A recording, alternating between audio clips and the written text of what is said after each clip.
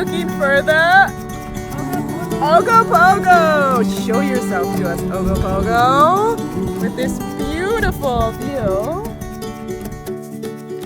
That's me, the grown woman who believes in the Ogopogo. I, like most children born and raised in BC, was told stories about the Ogopogo in school. I learned that it lives in the waters of the Okanagan, and that it looks like a mix between a dragon or a horse and a snake. I'm in my 30s and I still believe. I'm highly logical though, and according to the scientific community, the Ogopogo sightings are simply just waves. Kind of like this wave that came up out of nowhere when my friend Parveen and I were kayaking in a neighboring Okanagan lake in September 2019. What we saw was, of course, just waves. I mean, we believe in the spirit of the Ogopogo, but we know there wasn't actually an Ogopogo below us. The waves arise in still lakes when the temperature of the water shifts, essentially cold water churning to the surface, and as a result, we get a cool effect, being the wave. In this documentary, I'm going to be interviewing Jordan Koval, a local First Nations representative who's going to speak about the Nahahatik, or the First Nations name for the Ogopogo. And I'm going to be interviewing this guy, Bill Stasek. He has a website called ogopogoquest.com, and he's been researching and searching for the Ogopogo for over 20 years. He had his first alleged sighting in the 1970s, and he says he's had about 2 to 3 other sightings since. Now, without further ado, let's get started.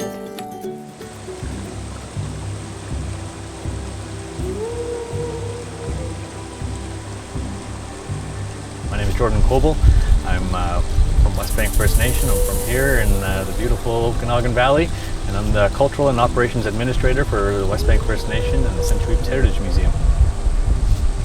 So Nahahatik is how we refer to the sacred spirit of the water. It's our name for what's commonly known as the Ogopogo, but it's more than just the Ogopogo. Nahahatik is a way of being, it's a way of life, it's our responsibilities. I truly believe that whether they acknowledge it or not, the majority of people of the Okanagan believe in the Ogopogo. I know that to be true because the vast majority of people that I talk to talk about how they look for it. They tell me they don't believe in it, but they look for it. So if you don't believe in it, why are you looking? And so I truly believe that the majority of people, whether they acknowledge it or not, believe that there's something in the lake that gives them that anticipation, that gives them that excitement, and that gives them that sense of connection. It's believed in our hearts to be true as Okanagan people that Nahahatik lives in Nahahatik, which is the home of the sacred spirit of the water, which just around the bend over there, near what's called Rattlesnake Island, is an area called Squally Point. All I know is the stories of our people, the encounters, the likeness between those stories, the connections, the representation of a green monster, the representation of an animal that is longer than the length of a canoe, the head larger than that of a horse.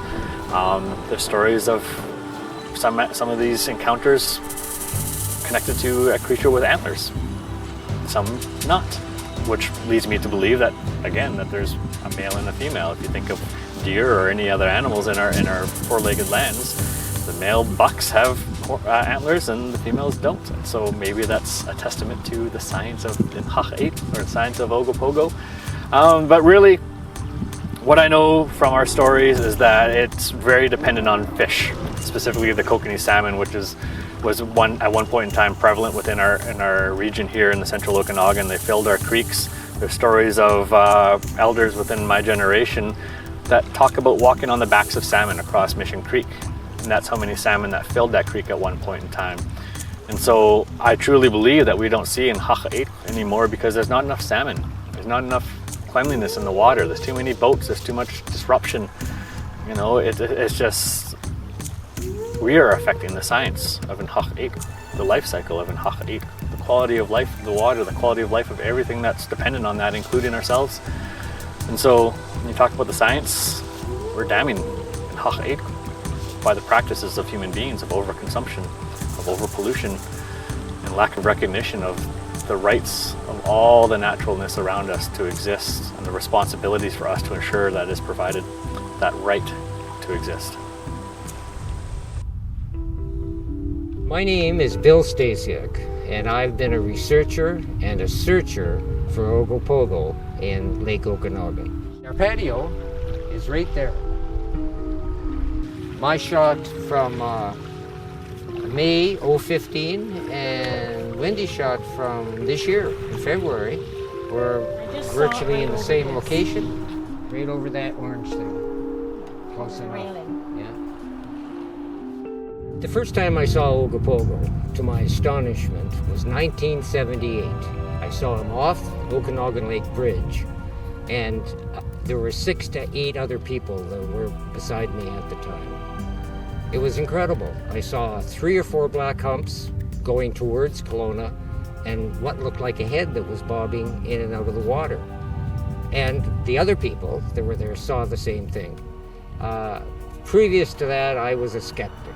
But after that sighting in '78, I knew that there was something in Lake Okanagan.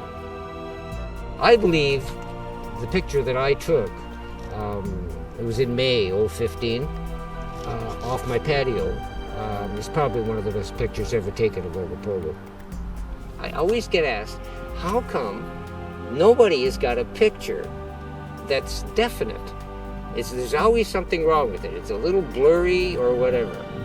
Well, there's a really good answer for that. And the answer is, the people that see Ogopogo are so astonished they can have a camera in their hands and they forget to get a picture. So anyway, this is the picture from February this year that you took. That I took, yeah. And you can see here that it's got a bit of a body, and then it looks like a couple of fins behind it. And Don't know. It was actually moving. And we have a duck up here for reference, so it was moving this way. What's so incredible about this picture is this isn't the only one ever taken. Here's a picture taken almost 20 years ago off of Peachland, and it's virtually identical. It's just moving in the opposite direction. So you gotta figure, I mean, is this coincidence? What are the chances that 2 pictures taken that are almost identical, 20 years apart, from different areas of the lake? Well, and we've been here 12 years. Yeah. Here. We've seen all the logs. We've seen all the waves. But in any event, this was in February of this year. There's no logs in the water. The logs weren't there yet, because we get a lot of runoff from Mission Creek here. That happens in April, May. So, and then this is the picture that I took. This is a blow-up of it back in May of 2015, same as this. And this was virtually in the same spot. We have latitude and longitude of both these pictures.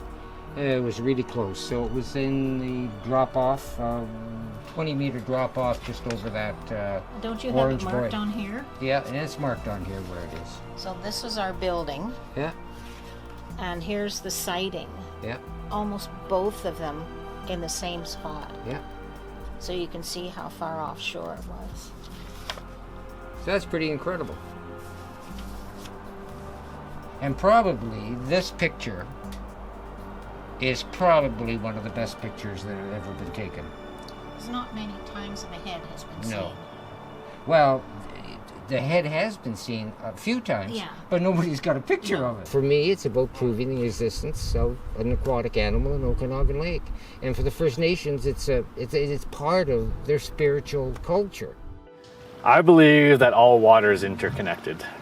Many of our stories talk about interconnecting tunnels between the Okanagan Lake and the many lakes that surround our territory up in the mountains. There's stories of items disappearing from Okanagan Lake and reappearing in other lakes.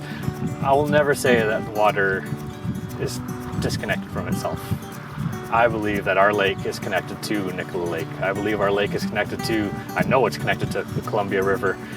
And I do believe, and I know for a fact that there is tunnels underneath these mountains that connect our waters to the mountains. And it's a beautiful thing. And I also believe that due to the overdevelopment of the Okanagan, that many of those tunnels have been caved in, unfortunately, and cut off from their natural traveling routes. due to human activity, and that's what we have to be mindful of. Scientists claim to only know about 3% of what's in the ocean, so there's a whole world of unknowns out there. Do you think that was the Ogopogo? I don't know. That was crazy. Oh my God, what if it is the Ogopogo?